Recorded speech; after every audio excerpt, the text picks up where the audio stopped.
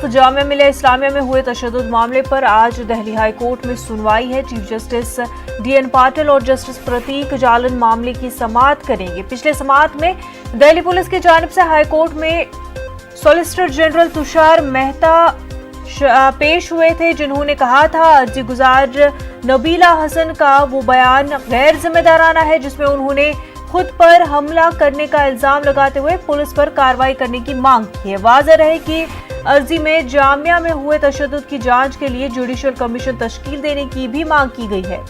गौरतलब है कि 13 और 15 दिसंबर 2019 को जामिया के तलबा पर बड़े पैमाने पर ज्यादती करने का दिल्ली पुलिस पर इल्जाम है। वहीं तलबा पर आगजनी और पथराव करने का भी इल्जाम है। हमारे नुमाइंदे सुशील पांडे इस वक्त हमारे साथ जुड़ चुके हैं। सुशील, जामिया में जिस तरह से तशद्दुद हुआ था उस पूरे मामले को लेकर सुनवाई होनी है, क्या कुछ तफसीलात है? आज देखिए, साफ तौर से जिस तरह जामिया में हंगामा हुआ है और उस हंगामे को लेकर तमाम जो चीजें फिलहाल आज सुनवाई को लेकर लगी हुई हैं, क्योंकि पिछली सुनवाई फिलहाल नहीं हो पाई थी क्योंकि जो दिल्ली सरकार के वकील हैं और दिल्ली पुलिस के वकील हैं उनमें आपस में तीखी नोकझोंक हो गई थी, जिसको लेकर दिल्ली हाईकोर्ट खासा नाराज था।